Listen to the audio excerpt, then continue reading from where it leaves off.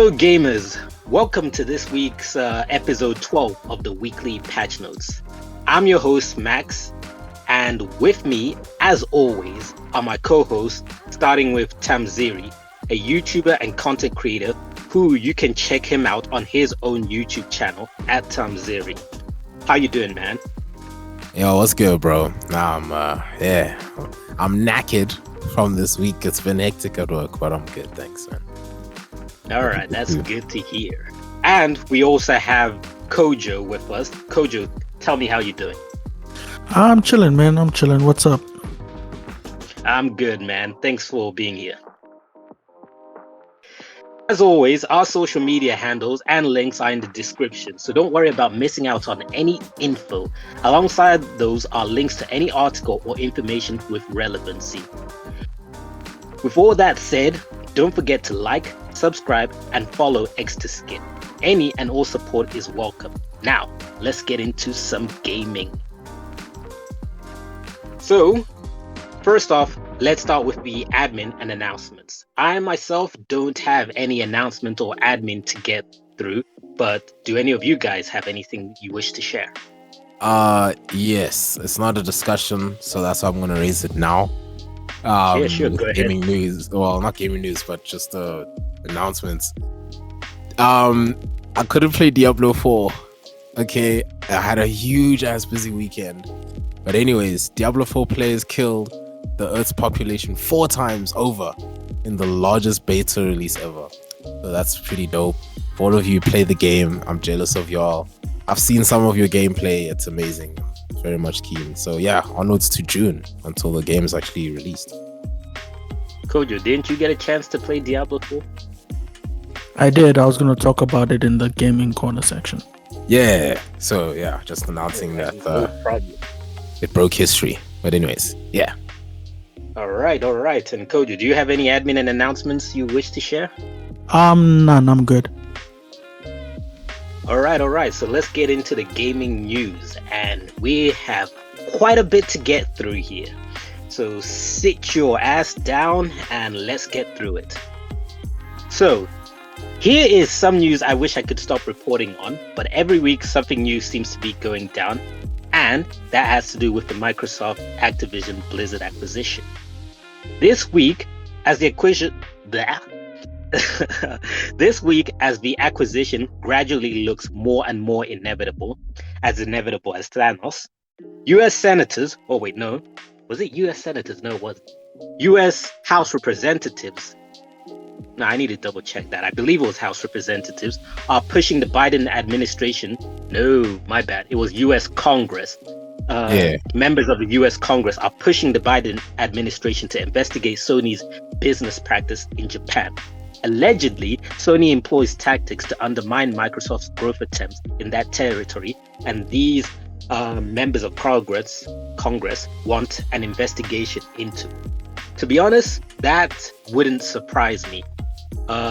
With how aggressive Sony is with other things, that seems like a plausible likelihood. I mean, they're not bothered about Nintendo because Nintendo is in a different lane, and I'm pretty sure there are probably laws against local competition. So Microsoft, being the foreigners trying to come in, I'm sure laws are lax in that department, and Sony is probably taking advantage of that because amongst all Japanese companies outside, Sony would be the only one with an interest to try and stop Microsoft. Square Enix, Sega, Nintendo, none of those would even care, I believe. But anyway, moving along. So we have a bit of a heavy story here. In June 2020, games writer Chris Avellone, I believe that's the pronunciation of his surname. If I'm getting it wrong, apologies. But Chris Avellone was accused of sexual misconduct on Twitter by 2 women. Avellone is largely known for his contributions to the Fallout series, and during the allegations, gaming studios started to publicly cut ties with the man. Due to the ramifications of the accusations, Avellone would go on to file a libel lawsuit seeking damages for lost work, punitive damages, emotional distress, the costs of the suit, and an injunction against the accusers. The suit this week has now been settled, where he was awarded a 7-figure settlement by the accusers, and the accusers have signed a joint statement retracting their claims and released a public statement saying, now, catch this. Please hear this out. Mr. Avellone never sexually abused either of us. We have no knowledge that he has ever sexually abused any women. We have no knowledge that Mr. Avellone has ever misused corporate funds. Anything we have previously said or written about Mr. Avellone, to the contrary, was not our intent. We wanted to support women in the industry. In so doing, our words have been misinterpreted to suggest specific allegations of misconduct that were neither expressed nor intended. We are passionate about the safety, security, and agency of women, minorities, LGBTQIA+ persons, and every other community that has seen persecution in the video game industry. We believe Mr. Avellone shares a desire to protect and uplift those communities. We believe that he deserves a full return to the industry and support him in those endeavors. Now, what the F is this statement? Seriously. Talk about skirting responsibility, in my opinion. The accusations made Avellone become an outcast in the gaming industry, where before the accusations, he was working on a number of games like being a consultant for Star Wars Jedi Fallen Order, but those accusations caused him to be fired from Dying Light 2 and other projects as people demanded companies associating with Avellone to cut ties with him, which they did. And this is a topic which I want to further discuss in the discussion area, but I won't go into the nitty-gritty here. I'll move on with the news segment unless there's any comments you guys want to give in relation to this. Now, I'm fine to discuss it later on, because I want to see what angle you'll come with in terms of the discussion. All right, no problem. So on to lighter news. If you're a PC gamer who uses Steam and runs on Windows 7 or 8, take note that Steam will no longer support your OS from 1st of January 2024. However, I seriously doubt this describes anyone listening because less than 2% of Steam users run these OS. If you somehow are miraculously in that 2%, well done. Now you might as well upgrade your operating system. Next, as Multiverses has been declining in popularity, the developers have taken the decision to close down the game's current open beta come June 25th. For those surprised to hear this, the game has been operating as a beta and not a full-fledged release all this time.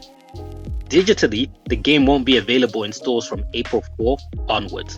So if it's a game you've wanted to check out or just want to have, you better download it before then. And it is assumed you'll be able to play until June. The full release is then scheduled for an early 2024 window.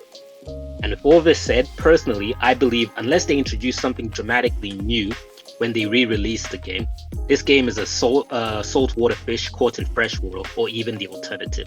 I don't see it surviving for long.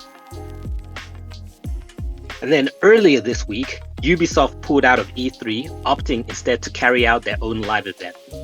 Alongside them, Sega and Tencent also weren't bothered with the show. This had me wondering what kind of show we'd get this year, or perhaps they would even cancel it altogether. And you know, they cancelled it. So no surprise there. No one was surprised. Everyone in the comment section on Twitter were talking about RIP E3, it was good while it lasted and all of that stuff. But anyway, I've been saying E3 is dead for a while. While some content creators have been harping on about a comeback is on the coming, but I really do believe this is the final nail in the coffin. Maybe the event organizers should have learned from Microsoft about getting companies into contracts so they can just pull out as they please. Because I think Microsoft is very clever with that, with the Call of Duty contract they're doing, and maybe E3 could have learned something there. But anyway, to end the gaming news segment, to the surprise of really no one, reports are coming in that the PSVR 2 is underperforming in sales. Oh, what? Sorry, I need to hear this. To be honest, I think everybody saw this coming. And I think the trouble comes in because of the purchase price of a VR gear and the fact that it can only be exclusively used with a PlayStation 5. If you have both items, the PSVR 2 and the PS5, you've essentially spent $1,050 while possessing no games, since the equipment isn't backwards compatible. I don't know why Sony didn't make it compatible with PCs, as personally, I think PC is where VR is at its strongest, not consoles. You could have had PC enthusiasts getting the headset for their PC setup until the next Oculus or whatever. But with all that said, supposedly, to minimize the damage, Sony may have to lower the price of their device, but let's watch this space and see what comes next. And so, do any of you guys have any gaming news you may wish to share? Not exactly gaming news, but just in response to the PSVR 2 stuff. Bro, with all the content that they put out during their announcements, like of its release, all that good stuff, like that is actually good, you know? No, it did, but you have to keep in mind, now this is my best guesstimate, maybe 50 or 60% of those games were already existed on other VR devices, and they were just being added on to the PlayStation library. Very few of those games were actually new and original games. Yeah, okay, yeah, that too. But my guess was that perhaps it was due to the price of the PSVR almost costing as much as the console itself. So you see, now that's if you told me that, I'll be like, wow, of course, it's Sony. But I personally think it's a bit of everything. On the one side is the price of a device. On the other side is there's not really that many games to get into. And on the other side is the fact that enthusiasts will have to also own a PlayStation 5 to get it. Like if they had made it compatible with PC setups. Somebody who has a PC and has always wanted to get into VR can be like, hey, there's this latest craze on the PSVR 2. Let me check it out. Or people who, because I watched an Angry Joe review about each of the available headsets now, and they were comparing what they think the best was. And the PSVR 2 was in an awkward middle area where it's better than most things that have come before it, but those coming out around the same time and after look a lot more promising. So like if you're somebody who's really into who's really into VR, and there was a VR headset you were looking forward to, this probably didn't sway your opinion. But then if you haven't yet jumped into VR, this would have probably been the best opportunity to jump into VR, because right now it's one of the better offerings. But in a couple of months when the other headsets start releasing, it's going to be on the lower end again. So it's going to be on the back foot. However, we have the problem of you need a PlayStation. So how many people with a PlayStation are going to be like, yeah, let me also get a VR? And those who had the PSVR 1, another irritating factor is that all those games you had from the PSVR 1 are meaningless on the VR 2. You need to get those games again. So it's like, I feel the adoption was an uphill battle. But that's my impression of the situation. All right. Kojo, anything? I saw the news about the PSVR 2, and I think this, everything you guys have mentioned is true. I think the asking price was just too steep. Also the fact that you can't carry over games from the PSVR 1, and a whole other bunch of factors. I think, I don't know. I think the best move for Sony will be to reduce the prices, but who knows what they'll do. I mean, most likely will. And Sony Insider was saying that price reduction is the best step going forward if they want to avoid a whole F-up of a situation. But I guess it was a death by 1,000 needles type of situation. Anyway, with all that said, let's move over to the gaming corner. Kojo, please take it away. Alrighty, let's start off with the game releases of the week. First, we have a game called Colossal Cave, which was released on the Xbox Series X, S, Xbox One, and it came out on March 28th, 2023. Next up, we have Crime Boss Rockay City, PlayStation 5, Xbox Series, Xbox X and S. And this game was one that was announced at the Game Awards the 2022 Game Awards, and it caught my attention because it had. Ask about that. I was going to ask, was that the Game Awards game? Because I did see about its release. Yeah, it had a cast like Danny Trejo, Michael Rooker, and Chuck Norris. It had a whole star-studded Vanilla Ice. It had a cast, but then I don't think that was able to save it because it has a 48 on Metacritic. Ooh, damn. Yeah. I kind of saw it coming, to be honest. I thought it was going to be low, but I thought it was going to be like in the 60s or 70s.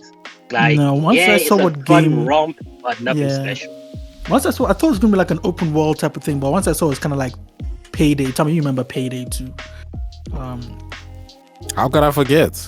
Yeah. Once I saw it was like kind of Payday, I was like, you lost me. I thought it was going to be like an open world crime thing, but anyway. Probably a lot of other people was thinking the same thing.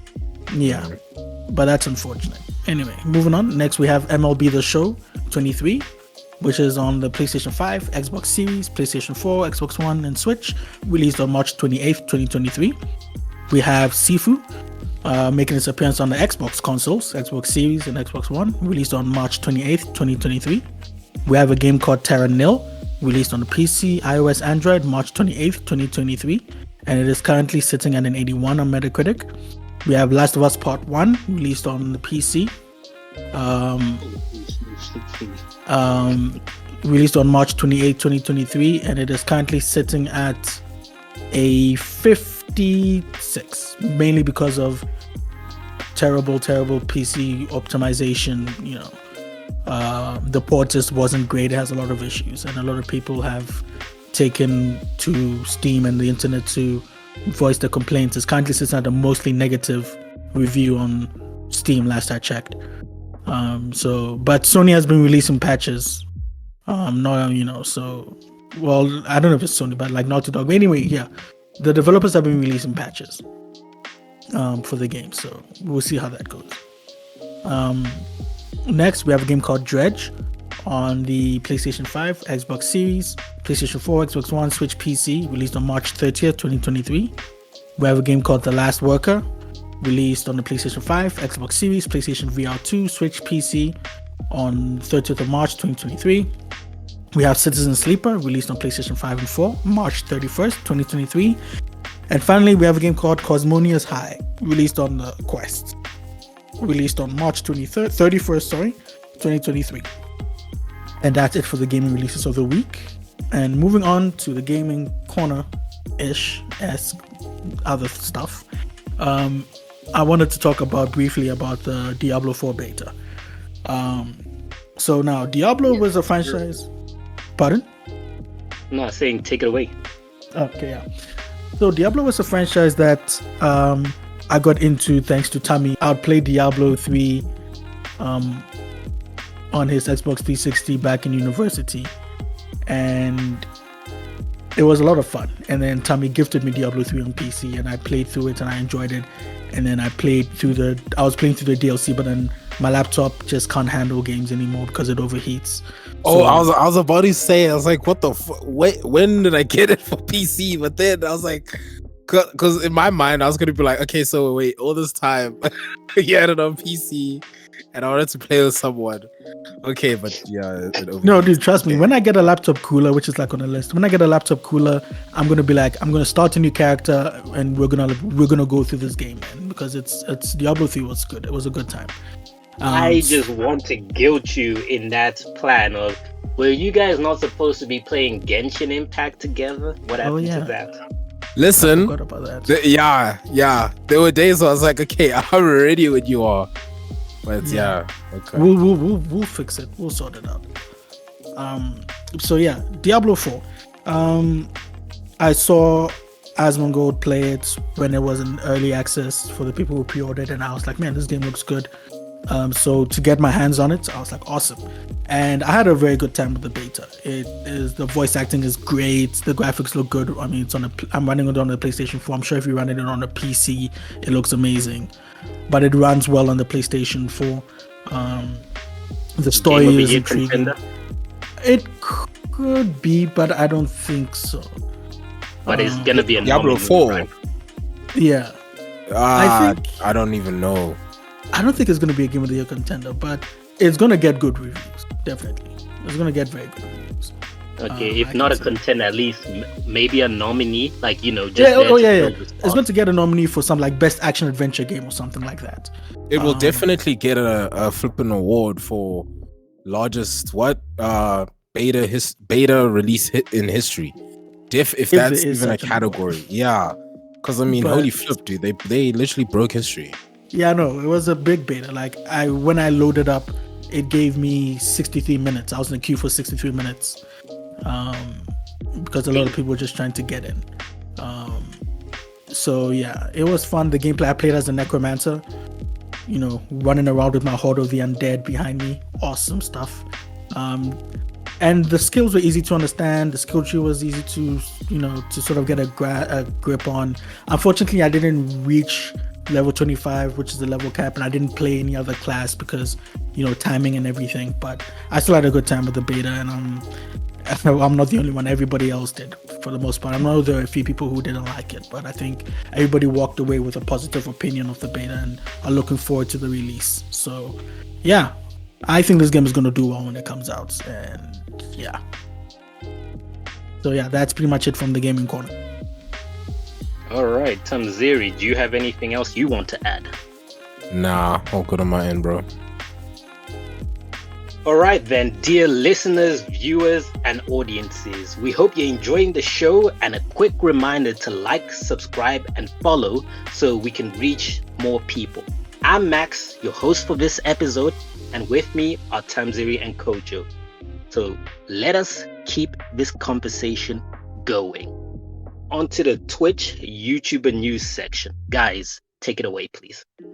All right, so this is a piece of dumb news in the content creator space. I feel it's kind of dumb. Yeah. Okay, so XQC defends Ludwig and QT Cinderella over a Fansly sponsorship, right? After there was some serious backlash around it. So, for those of you who don't remember, QT Cinderella is the one that hosted the Streamer Awards. She's dating Ludwig. And had that whole, you know, kerfuffle with Just the Minx. Yeah, Ludwig always steps in to be, you know, boyfriend, protect my girlfriend and all this. But yeah, when her girlfriend kind of took like a spin backwards, you know, in most cases, QT Cinderella has mentioned, you know, how OnlyFans and, you know, and Fansly is just there to promote porn, however you see it, right? Where some people fight about the whole thing of like, that's not essentially what those platforms were, you know, just planned to be for. It's just what they are now. So, you know, her condemning the whole thing has just been the stance that she's taken that we all know of. But I mean, like, sorry, but if a church is turned into a brothel, we're not gonna be like, I mean, it was originally supposed to be a church where we praise God and do religious things. Nah, it's still a brothel. No, 100%. So that's the thing, is to say that, okay, now that it's become that, and then this person then gets involved in said brothel, then it's just like, wait, weren't you like against, you know, churches becoming brothels? And now all of a sudden, you know. So XCC then spoke up in defense, like I mentioned, of his fellow streamers and working partner after the controversy of his decision to take the sponsorship with Fansly, which of course is a platform akin to the fans only page. So the Fansly sponsorship was then arranged by Ludwig for XQC's game show called Juiced. Now, although XQC himself said he had no prior knowledge or involvement in securing the partnership himself, Fansly also then sponsored the Streamer Award show, which is organized by Ludwig's partner, QT Cinderella. So, XQC then said, in my defense, I'm not going to shit on Ludwig on my own show. I had generally zero knowledge of Fansly being a sponsor, nor did I sign anything with Fansly, nor did I ever see a single dollar come from Fansly. However, the controversy then bubbled even more, with Twitch streamer and NoPixel owner Coil criticizing Ludwig for the sponsorship. So in criticizing him, he said that it was hypercritical to take a sponsorship from a platform like Fansly when Cutie Cinderella had recently criticized the spread of deepfake content, right? Saying that it isn't crazy that people in this industry and on Twitch will cry about the exploitation of women and then their boyfriend will go take a sponsor from Fansly. Now, however, this take was criticized by many as well, as the key difference here is content. Deepfake content, of course, is not consented by the targets, whereas content on OnlyFans and Fansly is created and owned by the women themselves. So, on his own stream, XQC then debated the issue with the viewer. The viewer had argued that Ludwig and Cutie Cinderella's audience was younger, and that by promoting this Fansly sponsorship and everything is essentially promoting, the adult content that comes from that site. To which XQC disagreed and said that, retorting that while both Fansly and OF are used for that purpose, yes, it is not their sole purpose, and they are not exclusively for mature content. He then continued to say that people who use Fansly, hey dog, that's what I'm saying. Like this, that's what I'm saying. Like this stuff, it's dumb that they're having this fight, because at the end of the day, dog, they did this for the bag. Honestly, they did this for the bag. Yeah, no, they did, and they entered murky waters where they should have been able to look from afar and be like, this does not look promising. Maybe we should avoid this, as opposed to, no, there are reasons to justify our actions. It should be okay, or if there is a shitstorm, we still have grounds to argue on. Like, if you are arguing or debating, then you're on the slippery slope. If it was straightforward, there would be no conversation to have. And that argument about, they have other stuff is a stupid argument. I agree with what the viewer was saying about you're exposing, if your audiences were young, I wouldn't see it as a problem, but you're exposing younger viewers to something. It's like, I understand, like as a mature, older viewer, if I see something I'm familiar with and then I see it's sponsored by something I've never heard of, I'm going to be like, what the heck is that? Let me look into it. Exactly. So then, so he was basically saying that people use Fansly, in a sexual way. They have their safeguards like age verification, that they are 18 plus or whatever, But as of this recording, Ludwig has not addressed the criticism over the Fansly sponsorship himself yet. So sorry, what? You should just take the L, release a statement, apologize, say or did not fully understand and appreciate the situation of this. Going forward, I will be vetting situations with a lot sharper of an eye and making sure this doesn't happen again. Take the L, move forward, as opposed to creating your own grave and everybody remembers you for this stupid moment. See, that's the thing for me, is like, I'm not sure. Yes, it's kind of like, a whole snapback, but it's to say that for me, why should he be the one to apologize? You know what I'm saying? Because he never said anything against those sites. It was his girlfriend. Him taking the sponsorship, it's for the bag. Why should he apologize for the bag? You know what I'm saying? I don't know, man. It's just Or maybe like have a joint statement with his girlfriend where they each put their hands up for their portion of the blame. Where it's like, he says, I know I didn't say any of those things and I'm not associated to that, but I do support my girlfriend in her endeavors and all that she pushes for. So I should have looked at this for what it is and realized that I put her in an uncomfortable situation. And she at the same time should be like, I should understand that I should be more thoughtful about the words I say with regards to other people's actions and what they decide to engage with, and things like that. Something along those lines. Yeah, fair. Yeah, that's fair. But that's all from my side. Kojo? Just to touch on what the Tommy just spoke about, I saw a video by this Twitch. Well, this content creator called Miyu Kitty about the hypocrisy of Twitch streamers, where she went through the same situation. And she even brought up the whole Aiden Ross streaming prawn on Kick to his viewers, and how people spoke against that, but then yet people were laughing at the whole Fansly sponsoring and be like, they're just laughing it off. And she was like, that's the double standards in that. But anyway, she has a point though. Yeah, I thought it was an interesting video. So if you want to go check it out, YouTube Miyu Kitty. Yeah, hypocrisy of Twitch streamers. Anyway, so moving on, we have GMHikaru. I don't know if you guys know GMHikaru. Hikaru Nakamura, Grandmaster, Chess Grandmaster, GMHikaru. I think I know what this is about. Okay. Yeah. So Kick on their Twitter profile announced that he was going to be streaming on Kick. They announced it on the 28th of March, I believe. And they announced that, hey, welcome to the family, GMHikaru. And everybody was like, what a signing. GMHikaru for what? People were mind blown. And GMHikaru came out on the 29th with a statement on Twitter, and this is what he said. Yep, as you have heard and seen, I'll be streaming on Kick.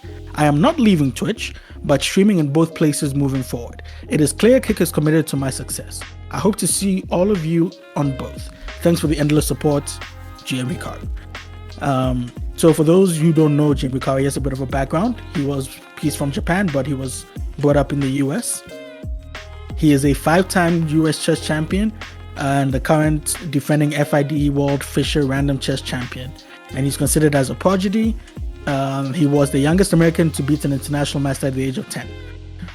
So anything like when it comes to chess, everybody knows GMHikaru. Like he streams chess on Twitch. He's a commentator, analyzer, does all of these things. He's brilliant at chess. I don't play chess. I don't know how to play chess. So all of the other things he says goes over my head. So Magnus Carlsen, but Hikaru's right. Yeah. So yeah, and Trainwrecks, who's like one of the leading figures of Kick, pushing Kick forward, he came out a while ago, like maybe a week or so ago, and it was like there are 6 signings coming to Kick that nobody is expecting, and I'm not sure if this is one of them, but I would assume that it is one of them. Probably is. Yeah, so we're waiting to see the other 5. Next up. That's all the Twitch YouTuber news I have. All right. So moving on into the eSport news. Tommy, please regale us with some information.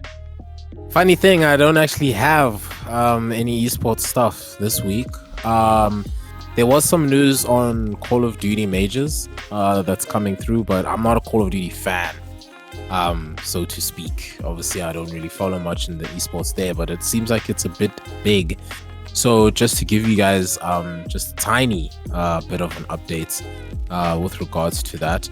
So with the Call of Duty stuff, the Call of Duty pros make dramatic U-turn as Fortress, the game, is removed from the map is removed from Modern Warfare 2 Pro and ranked matches. Now, this was only causing such a big outbreak in majority of the streamers that I do watch, that I do know are COD professionals, right? So after an intense back and forth in recent days, the Call of Duty League pros have decided to remove AI Barga Fortress from competitive map pool for both pro ranked and ranked play. So the Himalat Expo was added to Modern Warfare 2, right, with the new season that just came out on March 15th, and the talks are immediately started over whether it could be added to the competitive map pool. The one map players near unanimously wanted out was the AI Barga Fortress, which is a control map in both the CDL as well as the ranked play, due mainly to the incredibly low success rate of offense on the map. So the only reason I'm bringing this up, right, is because in most cases with some games, and I want to raise arguments on this in terms of this is why the likes of League of Legends and Dota don't change their maps, right? Is to say that the maps, when they are equally balanced for whatever side the team starts on, can really make or break the game if you add one tweak to it, and then all of a sudden people are always winning on the one side. Especially when it comes to most competitive game arrangements and tournaments. Me, literally, on the 1st of April, I'll be attending a Siege tournament, Rainbow Six Siege tournament. Even with that, there comes a point in time where the teams must then do a coin toss onto who plays what position on the map first, whether they play offense or defense. And already, if you have been playing a game for so long, you can already know which is your weakest map, which is your strongest map, and on which side. You know, I even have my own preferences, but it's to say as a team, which is what, which one is favorable to you guys as a team. But the thing with AI Barter Fortress that I've been seeing and reading up about is, that, as they say, it's just if you are on the offense side, you've pretty much just lost the game. It's the map itself is heavily defense based and built. We see this the same in like some of the Rainbow Six Siege maps, well, as to why pro players will even say that they don't even want the map in the rotation. They don't want it even offered, because obviously any team that gets the advantage to pick that map will do exactly that. But luckily, obviously, with these types of games, after each round you switch positions, so it's to say that whoever draws upon the defense first wins, is going to win that game, like no problem. Then the second game they'll obviously lose, then the third game they'll win again, and then it's best 2 out of 3. You know what I'm saying? So stuff like that is becoming a problem. And I do agree with the pros. They need to get rid of this map 100%. As for the Himmelmart Expo, they can bring that. I guess the only issue that I would have with them bringing the map in the middle of ranked of their tournament right now is the fact that lack of preparation, lack of strats. It's literally now just going to be which team can actually pretty much survive on quick change. But yeah, we'll see with that. Sorry, I know I said I didn't really have news on eSports. Yeah, tell me about it. Yeah, all right, that's all for me. All right, Kojo? Yes, I have a few things. First of all, guess which group of people I'm about to talk about. What do you mean, group of people? FaZe Clan, baby. We're phasing up, baby. Okay. Let's hit us up. Okay. So, FaZe Clan recently revealed their 2022 Q4 financial results, and it's not looking good. They recorded a total of $70 million loss in revenue. Sorry. Let me rephrase that. They recorded a total of $70 million in revenue, but then they said they had a $53.2 million net loss. So this is just not, it's just, yeah, it's not looking good. The last quarter, FaZe's net loss was $19.1 million. And now it is up. It is up from its $13.6 million in Q4 2021. So it's not looking good for FaZe in terms of their stocks and everything. And last week we reported on the whole stock issues. Yeah, it's just one thing after another with FaZe. A lot of things are dying in 2023. Yeah, I don't know. It sucks, but the CEO of FaZe, Lee Trink, said in a letter to shareholders, and I quote, "We are optimistic as ever about the future of FaZe Clan. We believe we have a gifted roster of esports athletes and content creators, a talented and dedicated team committed to our mission, and a loyal fan base that continues to grow and engage with our brand." He can't exactly say, "Oh man, we're effed and we're kind of nervous right now about our future." No, he can't. But then he did admit that their start as a public company, when they went public, their start was not the best. He was like, "To be candid, we've gotten off to a slow start to this journey than we would have liked." And that's as good of an admission as you're gonna get. So yeah, that is it from FaZe Clan. Now moving forward, internally there's probably a shitstorm going on. Oh yeah, probably 100%. So moving on to 100 Thieves. 100 Thieves, another organization in the esports and content creator space. They announced the Spotlight series to showcase female content creators. And on their website, this is what it says. Our commitment to empowering women creators using the 100 Thieves platform. The 100 Thieves Spotlight series aims to amplify the content and voices of emerging women creators. Over the next year, we will feature creators through this collaborative platform, shine a light on their work, and integrate them into our world. And this is what to expect. Expect a Spotlight feature showcasing them and their content, fresh headshots, VIP seating for select 100 Thieves apparel drops, new peripherals, all expenses paid trips to the 100 Thieves compound in Los Angeles, network and content opportunities with 100 Thieves. So it's a good, program that they're pushing out, because I think, content creators, female content creators are overlooked, and well, not overlooked, but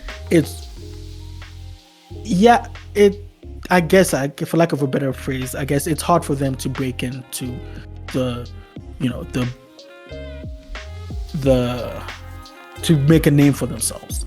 And I remembered, whilst I was reading this, I remembered an article from last year, and I'll read it. It was published on November the 21st, 2022, and it spoke about how the top 100 Twitch streamers in terms of most watched. You can judge 100 streamers based on everything, but this is the most watched in terms of hours watched. The top 100 streamers, 99 of them were male and 1 was female. Now I want you to guess which female that was. Pokey. You would think it's Pokey, but no, because around that time Pokey took a step back from Twitch, remember? Oh, so Tammy, know who it is. Amaranth. 100% Amaranth, and I've said this before, and I'll say it again. Look at me knowing people. Hey, we see you, Doug. I'm proud of you.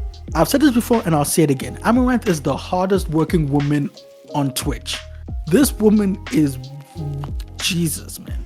Her work ethic is insane. You say what you want about her content, say what you want about her as a person, but her work ethic, her working is just insane.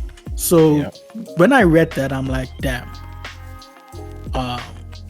One of them, of the top 100, only one of them was a woman. So like, maybe this 100 Thieves thing is needed to, again, like I said, spotlight and showcase female content creators. And like I said, the more women we have, the better. I think we need more women in the content creator space, but what do I know? Anyway, that is my esports news done. Alrighty, so now entering into the discussion area. Before we enter my topic area, do you guys have any topics you want to discuss? Not a discussion I want to discuss, just news I guess everyone can go read up on yourselves. But Andrew Tate has been released from prison and put into house arrest. Yeah. That took some time. Yeah, it did. But obviously a lot of the world is gonna have their say. That's why I don't want to discuss it. I'm just mentioning it out there. But yeah. Cool. I don't really have much. I was just gonna speak about, we already spoke about E3 briefly. About believes E3 is dead. Tammy, I think you also believe E3 is dying. To be fair, yeah, when we started saying a lot of these other big companies were dropping out, I was like, okay, well, why? What is still keeping it going? But then, when I saw the announcement, I was like, okay, it's about time. Yeah, I don't know. Like E3, I don't know what caused it. Was it COVID? COVID was a Kickstarter, because what was happening was other companies like Sony were looking at Nintendo and their direct saying, this is probably so much cheaper and we control every aspect of it. Like with E3, one, I believe you are paying to have those booths and to have segments. And then two, you don't have total control of everything. And then three, whether you like it or not, you're directly competing with other publishers in your announcements and things like that, trying to stay in the memory of the audiences, the gamers, the viewers. So when you have your own thing, you can separate it from E3 and be like, yeah, they're doing their thing, cool, good for them. We're also doing our thing. Don't compare us to anyone or things like that. That's my belief in it. So when Nintendo started, that was like a uh-oh type of situation. Then Sony followed. It was like, ooh. But then it's like, no, everyone else is still committed. And they definitely were still committed with Xbox, Microsoft driving. I think Microsoft became the heart of it. Like, yes, you still had your EA, you still had your Ubisoft. You used to have Bethesda until Microsoft swallowed them. But Microsoft became the heart of it, in my opinion. And then COVID hit, and then there was no E3, but companies still need to pitch out their product or their things to the world. And because everybody's at home and these guys were getting traffic and viewership when they hosted their own thing, and they saw how much easier and how much control you have over it, I think these companies started thinking to themselves like, why aren't we doing this? This is so much easier and more straightforward, as opposed to dealing with an in-person type of event, having to deal with all the ups and downs of such an event, making sure everything goes correctly, making sure we're not going to come out looking like a laughing stock and all of that stuff, where having control is powerful, I personally believe. So I think COVID was definitely a Kickstarter, but we were going in that direction and COVID accelerated the process. And then also with E3 not really giving the publishers any kind of incentive to come back, because it's kind of like, I think you could argue E3, I keep forgetting what the company who controls it is called, but you could say they were coming from an arrogant point of view where they're saying, hey, it's E3, you should be feeling honored to be a part of it, as opposed to them saying, E3, we need to make sure E3 is still the king of events. What can we do to ensure this? And I think only when the pieces started falling apart, specifically this year, they were like, no, we need to come back with a bang. We need to make sure that people remember why they love E3 so much. But then now the other companies started pulling out, and that's that. That's my take on it. I could be very wrong, or I could be onto something, but that's my take. All right. No, that makes a lot of sense. I just wanted to add that. Look, I love E3, man. I really do. It's just a shame. Pardon? I'm saying not me. I know you don't, but I just think it was like, instead of a company having a conference in June, one in May, one in September, one in December, you all had all of it in 1 week, and it was just a week to binge everything, and it was just so much. That's what I hated about it. Why?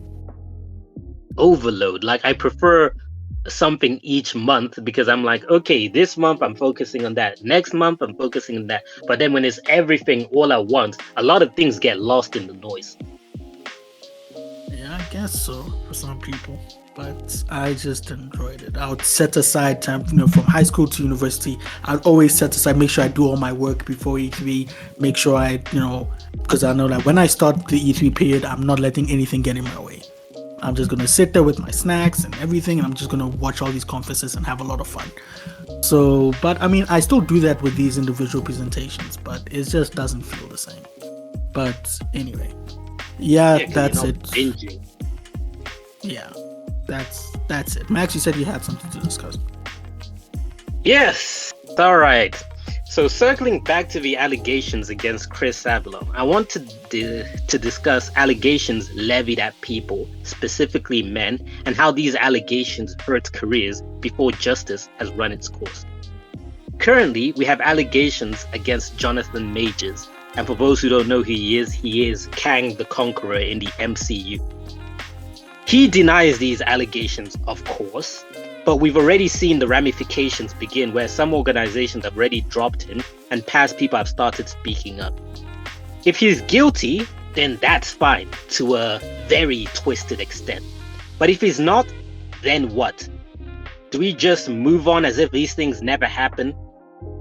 This situation isn't the first and won't be the last situation where allegations are raised against someone, and before proper law has been carried out, the court of public opinion is already deciding someone is guilty and ramifications follow. We've seen it with Johnny Depp, we've seen it with Avellone, we've just seen it with Avellone, and let's see how it unfolds for majors. But the big takeaway in all scenarios is that accusers just skulk into the shadows and go on with their merry lives. And to me, that's nonsense. So I bring this topic up because I want to hear your takes on this. Specifically, what irks me is that such accusations can ruin a person's livelihood, but if they turn out untrue, accusers typically just walk off relatively unscathed. And I'm not for that. I think there should be heavy ramifications on both sides. If you're guilty of certain actions, you must face the music, which currently is what goes on. But if you've lodged a false claim, you must also face the music, which isn't the current standard. And I think that's bogus. People may argue, well, if you punish accusers, less people will come out, less people will come forward. But such allegations are not a joke. Lives are being ruined here, so the ramifications on both sides must be intense. That way, when accusations are levied, everyone will take it seriously. Right now, we're in a situation when accusations are made, you have three camps. Camp 1, believe all women, he's guilty. Camp 2, it's fake accusations for a sinister goal. Money, revenge, ruining someone's career, etc. And Camp 3, let's let the law run its course and discuss after a verdict has come to pass. I think if there is potential ramifications for both sides, more people will leave the first and second camps and be a part of a third camp. So with that said, and I say it quite a bit, what do you guys think about allegations, false allegations, their ramifications, and what should be done? So I was having this discussion actually similar with my roommates with regards to the whole Justin Roiland stuff as well, right? That's, he also... Yeah. When the charges were dropped, it was a question of like, okay, but does this save his career? Will they just be like, oh, okay, well, it turns out it's not real, guys. We're going to let him back onto the Squanch games, onto Rick and Morty, this and this. But now it's also to say that those shows, as well as the other IP that he's been on, can still just be boycotted, regardless. Some people will still believe, nonetheless, that someone is in the wrong, even if like things are proven that it was false allegations and everything. Because what they want to, people like dead ass people start saying, oh no, he probably paid a lot of money for the court to side on his side, and this predator person is still walking around freely. Don't believe what you see on the media. It's like, okay, but what can we believe? And then it also goes back to the whole thing, like even with the majors guy, like it stopped him from being on the advert for the military, my guy. Like that's huge. So now it's the same thing, that if his thing also turns out to be false allegations, then it's like, oh, I hate to bring slavery into this, but it's like, dog, like dead ass. This type of shit's been happening since back in the days of lynching. Like people just be like, oh my god, black boy touched me and this, and the black boy's just gonna get lynched for something that didn't actually even happen, just because exactly Emmett Till. So you see what I'm saying? It's just, if it ever gets to that level whereby people are literally being killed falsely. But wait, no, that's actually a very poignant comparison, because couldn't you argue that is exactly what is happening, but then instead of physical death, it's kind of like career death. It's like, okay, we can't attack this person because there are laws preventing us from putting our own sense of justice on this individual. So let's attack in a way where there are no laws governing this, where we are safe from ramifications. What can we do? Let's mentally, emotionally, or career-wise damage them. Because like with Avellone, he cited emotional damage and that kind of stuff. So it's like, isn't this just a different form of trying to kill somebody. Not necessarily physically, but you know what I'm trying to say.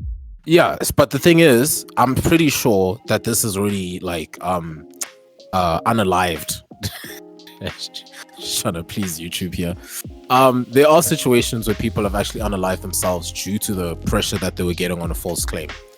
It's the same as it happened in South Africa recently. Oath, like it was even last year, where some guy got falsely accused for, you know, R-wording someone at school, and dude was so scared of like the truth or not the truth. I remember that spreading, so much so that he just took his own life.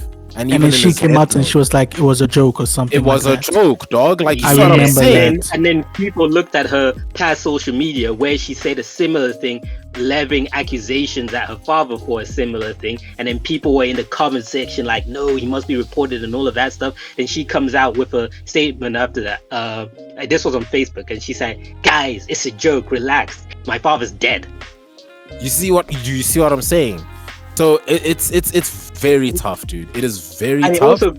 It also complements what I'm saying of the accusers just go on with their lives to some extent. Like, yeah, you're going to have a rep attached to your name, and people will think twice about believing, but you're still going to be living your life. Nobody's going to be really sending you death threats and all of that stuff. Like, don't get me wrong, that probably does happen to some people, but on the internet where the accused was vilified by like 90% of the internet, the accuser, after it's all done, maybe 10% of the internet is vilifying the accuser. And that's what I'm saying. Like, the damage, you cannot repair it, bro. You cannot repair it. No matter what gets said or what gets done or what gets proven to the world, it will never rest. Once people have made their decision to hate you, it's late.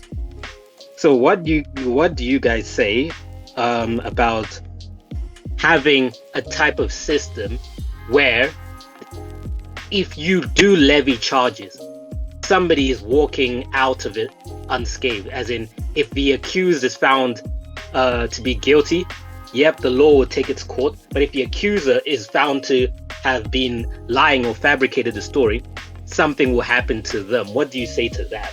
Whether some people have suggested, like, this is not an original idea for me. I've heard this suggestion many times before. And some people have suggested something along the lines of what sentence would have been put on the accused should go on to the accuser. Whereas other people have said like half of the sentence that would have gone on to the accused goes to the accuser. Stuff like that. Like, what do you guys think?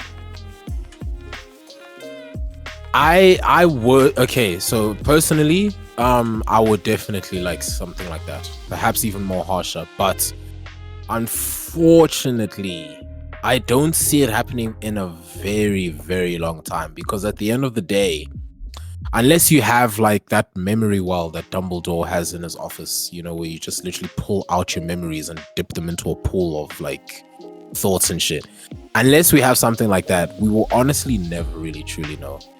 It's in the same way that a lawyer and evidence that gets brought up from investigation can even be brought to the eyes of the accusers, and they will still be like, nah, he's still a murderer, he's still a this, he's still a that, you know. I don't know if there's even a way to get people into fear, you know, to stop falsely accusing, because it's like, I think Kojo had mentioned it, saying if the accuser then comes up, or you, Max, I can't remember who actually mentioned it, but it's to say that by having such a powerful punishment system, right, it's to say that you're gonna maybe scare people into not speaking up. However, if you know you are correct, speak up regardless, you know, because truly, what do you have to fear? Of course, in the same way that we... I agree with that of what do you truly have to fear, because I know if I'm accused, if something happens to me and I believe in that thing, I'm going to stand by it. I'm not going to be threatened into silence. Of course, everybody's built different. There will be individuals who will be threatened into silence, and that's unfortunate. But we get so many stories of people who did nothing wrong, and then they get no justice at the end of it after they get dealt the punishment, and it turns out like no, that wasn't the situation, and then they're just meant to get on with their life. Yeah, because like the issue that I have with that, right, is to say that again, if you know you are correct and you know that other person is wrong, then definitely speak out. But the villainy that I have seen going on in the world, where people plant fake evidence, people plant this and this to such incredible extent, dude, it's absolutely it's mind-boggling and scary. Because it's also like with cops when they plant evidence on you because they want to arrest you for something. Exactly.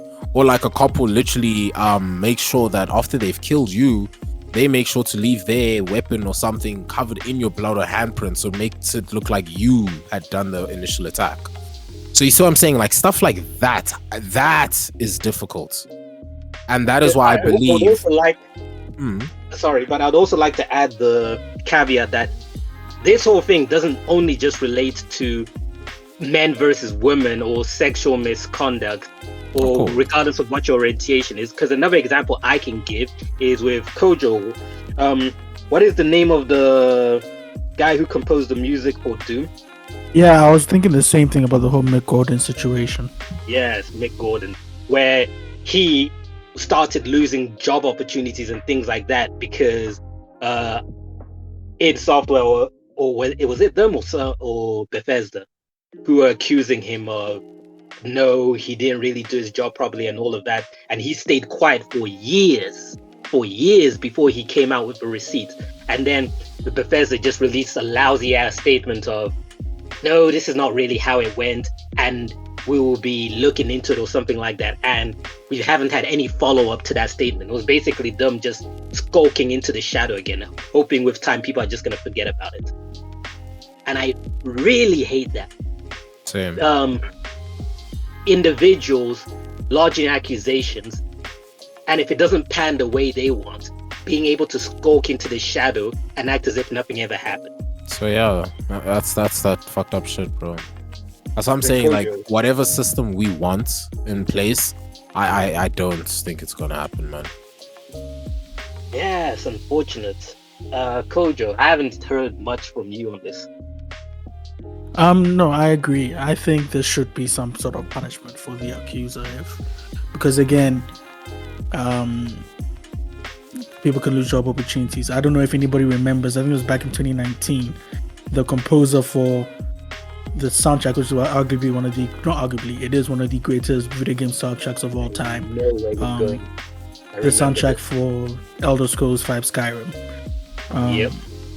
Jeremy Soule, the composer, brilliant guy. He was accused by I think 2 people of sexual harassment, and they came up with a statement. I remember I read the whole thing. I read the one person's account of everything, and I was like, damn, this is something else. But then he came out, he denied those claims. He said it was he was taking it very seriously, and then next thing you know, they retracted their statements.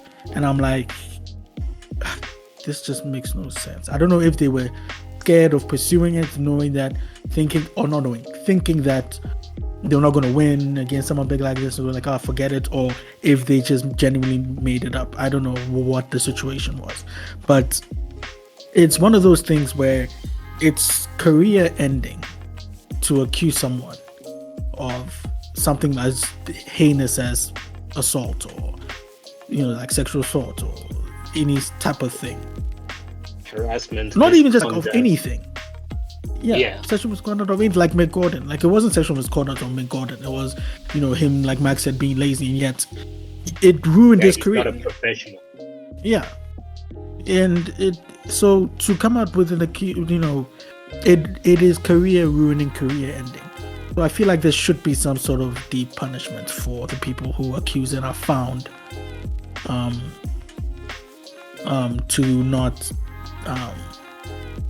are found to be lying. Like I remember this, I forgot exactly what happened, but there was an NFL player or a football player. I don't know if it was an NFL, but it was a American football player who was accused of sexual harassment, and I think he went to jail for it, and he lost his job obviously. And he came out, and then it turns out that she was lying about the whole thing, and nothing happened to her. that I know of. I could be bastardizing the story, but I think that's how it happened, if that's how I remember it. And it was just, yeah, it's just, like Max said, it's not the first time, it's not the last time this thing is gonna happen. Like at the very least, because I understand what you guys are saying about there isn't an easy fix to this, and if any changes was to come, who's to say in what format that would come and how long it would take before it's finally enacted, like ramifications being projected on both sides. But I also do believe another solution which should be easier to achieve and more readily available to us is separating a person and their work. So if something happens, it shouldn't just immediately mean, okay, you can't be working anymore. It's like, no, either A, you're put on notice, like what happens with cops. They don't lose their jobs after shit goes down. They're just put on notice, on leave, paid leave, and then they slot right back in. So why can't the same thing happen in other career paths where if it's that, like, let's say I'm working in a company, right? Like, let's say I work at Naughty Dog, and some allegation is put against me. So Naughty Dog will put me on leave as that is being taken care of. When it's taken care of, I should be able to come back if I was found not guilty. If I was found guilty, I should be fine. But in the time, but then if it's like I'm a contractor or freelancer and I was doing stuff with Naughty Dog, they can put me on pause, but me being on pause due to those allegations shouldn't affect me maybe doing some work for Microsoft or for another publisher. Like, those should be unrelated. Because I was watching a video, I believe it was by Critical Drinker. The Critical Drinker. He was having a podcast episode with some other guests, and one of the guests mentioned that she believed that once upon a time we were in a place where when allegations were levied against somebody, they would continue with their work until those things were sorted out. It would not interfere with their line of work, especially with celebrities. Celebrities will still be doing the things they need to do as the allegations are being sorted out on the side. But ever since the growth of social media and all of this stuff, those things now take center stage where it puts a halt to everything that's going on until it's sorted out. Like with Jonathan Majors, for example. If he was not Kang, Disney would have dropped him in a split. The fact that he's Kang and their future ideas, plans, and movies hinge on him. They haven't made any statements or anything. They're just watching where this goes. And if he's not guilty, they will be breathing a sigh. Because it turned out like when the report was first made, it was, oh, a woman levied these things against him. Now apparently I believe it's his ex-girlfriend or his current girlfriend.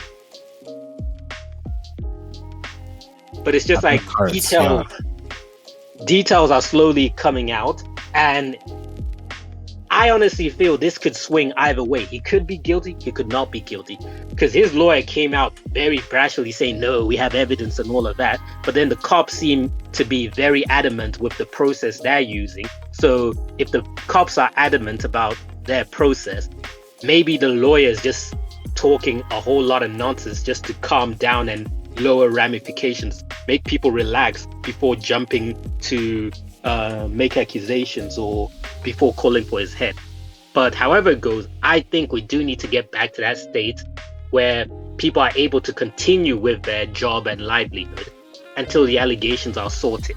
When those are sorted, and if the person is guilty, by all means go ahead and cancel them if that's what you wish to do. Yeah, so it's going to be difficult, man, but we'll see. Hopefully this will change at some point.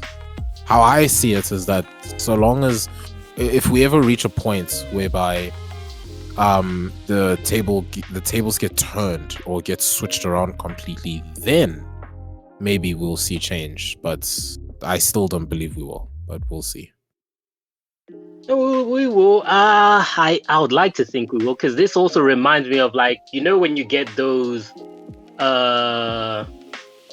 court cases of child support and all of that stuff, when the mother takes the father to court and all of those stuff, those things are also changed, where the system is not really supportive of fathers, where immediately when a woman is bringing a man to court in regards to childcare and all of that stuff, the man is going to be screwed out of it. But now those things are slowly turning, because I've been seeing clips of judges talking down on women who are predatory, where there was even a case, and this is just to wrap up things, there was even a case of a woman where she had a proper job. I forgot what her job was, but she had a corporate job. She was earning well. When she split up from her boyfriend or husband, she wanted him to pay for childcare. So she decided to quit her job and get a job as what are those people called who are... Oh, yes. This is the one, the lady who then went for a job that pays far less. And the court was just like, nah, you're going to get a better job. Because they're like, no, you're going to pay the child support. You have the education for a better job. You had a better job, but you purposely quit it so that you could earn less, and then he has to support. You're going to be the one supporting the child. You better go get a new job. But I remember, she tried to get a job as, what are those people called who serve at the till in a grocery store and stuff like that? Cashiers. Yeah, cashier. Yeah, imagine she's got a corporate job, and then she goes to become a cashier at a grocery store, at a 7-Eleven. Like, that's malicious. Yeah. But yeah, that... So things like that are slowly changing, so hopefully other things will slowly change. But yeah, if none of you guys have anything more to say, we can head on to the news blitz. Oh, yeah. Alrighty. So into the news blitz. This week, Nintendo shut down the 3DS and Wii U eShops for good. Although redeemable tokens can still operate until April 10th. So if you have any lying around, use them up quick.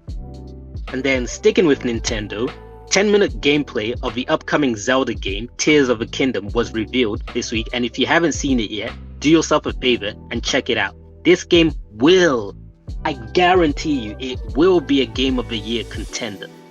And it might even win it.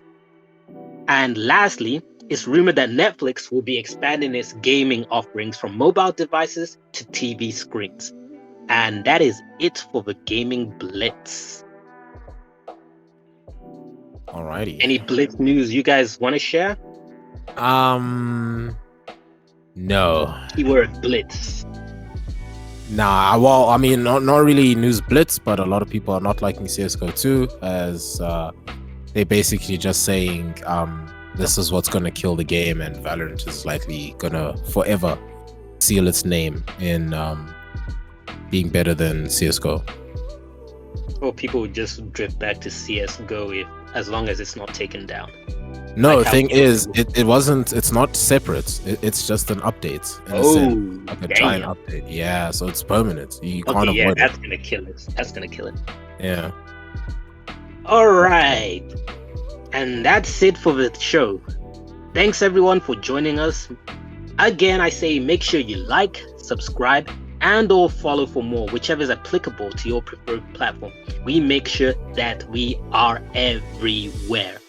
Otherwise, if you have any comments, suggestions, or just want to say hi, you can do so in the comment section. We will adhere to reply. That's all for this week. We'll catch you again next week. Be good, stay healthy. Join us again for more gaming tidbits. Sayonara. Cheers, folks.